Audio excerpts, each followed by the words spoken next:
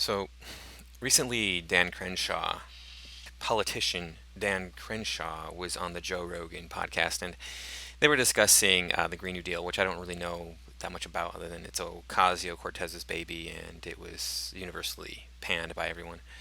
But apparently, the Green New Deal is all about solar and wind, and Dan Crenshaw is clearly against solar and wind, which is typical of right wing politicians. It's just this, they're vehemently against solar and wind, and I don't know why.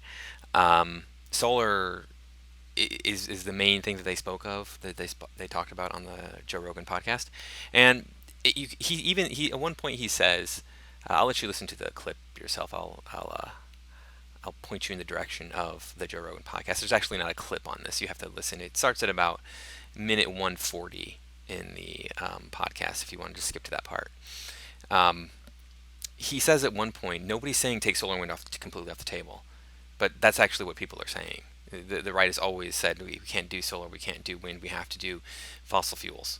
We have to do oil, we have to do coal, we have to do nuclear is another thing that they talk about, and he laughs because he thinks it's so funny that the Green New Deal is against nuclear.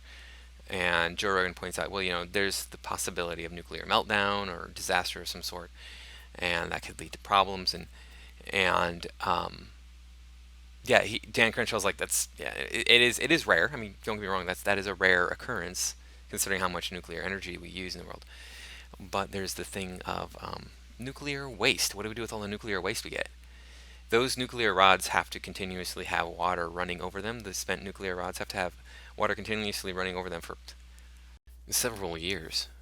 It's a long, long time before they cool off enough that they can be just, touched by human hands.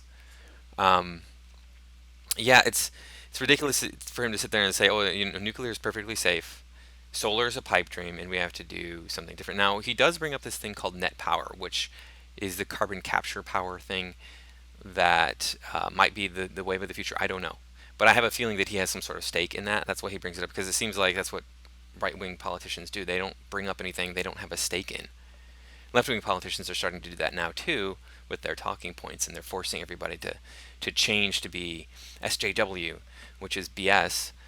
But the right has always been like, hey, I'm getting kickbacks from this company, so we're going to support this thing here. We're going to get the oil company. They're giving me money, so I'm going to make sure they're supported, etc. Blah blah. We all know this is going on. It's not like it's something new.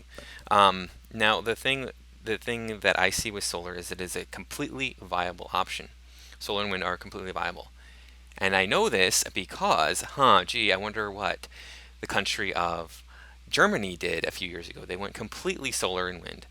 50% solar, 50% wind, and they have so much power in their country now. They're paying their customers to use energy. Like, hey, turn on the lights. We have too much power. Dan Crenshaw does point out the fact that we don't have like battery technology to kind of assist with the maximum of solar and wind, which is true. That's why Germany is saying, hey, use more power, because we can't store all of this power that we're getting from the sun and the wind. Maybe the solution is have more batteries. So even though it's not sunny all the time, like Dan, it's not sunny all the time, so you're not gonna have power at night. Okay, we're gonna have power at night. Don't be stupid. We'll have power at night. It's not windy all the time, so we're not gonna have power when it's not windy. We're gonna be able to store enough of it that we'll have power. And that's what Germany was running into. Is like, we can't store all of this power on the batteries that we have. So can you use some of it, please, people? Please, citizens of Germany, can we use this power? And a few years ago, Fox News, they went on about how we can't use solar in the United States, because Fox News is very right wing. We can't use solar in the United States because, it's too big, and there's not enough sun in the United States. Germany has more sun than we do. A viable business solution. Yeah, what was Germany doing correct? Are they just a smaller country that made it more They're a feasible? smaller country, and they've got lots of sun, Right. They've got a lot more sun than we do. I mean, the problem is it's a cloudy day and it's raining. You're not going to have it. I mean, this nation is vast and beautiful in its makeup. In California, it's a great solution. Sure. Here on the East Coast, it's just not going to work. So you have to have a little bit more of a mixed solution. Of course, nat gas is a big part of that too. Because we got plenty of that. Yep. All right, Shivani, we Lots thank you and very lots. much for joining. Yeah, no. So the stereotype is that artists are idiots, and have been trained as an artist. But here, let me tell you something that I learned in one of my art history classes, or actually more than one of my art history classes. All of Europe is cloudier than the United States. It affects the way light works in Europe as compared to how it works in the United States. It just does. And when you're studying visual arts, you need to know how light works. Imagine that. Germany doesn't have a desert in it. The United States does. I practically live in it. I'm living here in California. The desert's not that far away. Deserts are known to have a lot of sun. In fact, doing research for this video, guess what? I read articles that were saying, hey, you know the sunniest parts of Germany? The sunniest parts of Germany are as sunny as Seattle, the cloudiest part of the United States. So, guess what? Yeah, there's a lot more sun in the United States. I'm not saying that solar is the be-all end-all of energy. Don't get that impression.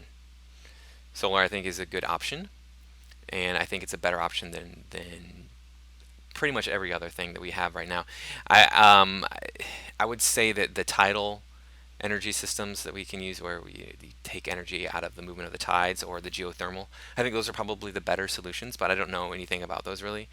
It just seems to me that they have a lower impact on the environment, because if you make a solar farm, that has an impact on the environment, a bigger impact than doing these wave energy production that we can get by putting turbines in the coastal areas. I don't know if that's true or not. I mean, the coastline is important, but solar panels on everybody's home should be a thing, just across the United States. Every residential building should just have solar panels on it, and that solves a lot of the carbon emissions that we're having. Like I said, check out the net power thing. Don't think that I'm saying, hey, don't do net power. But the thing is net power works off of natural gas. As far as I know, natural gas is a limited commodity. I think we can make more somehow, or get it to release from rock. These are all future technologies that we would need to investigate. So one other quick thing that Dan Crenshaw brings up is people don't like the look of the wind turbines. Well, recently, not that long ago, I shouldn't say recently, but not that long ago, I traveled across country for the first time in many years, and I saw a whole bunch of windmills that I didn't see the last time.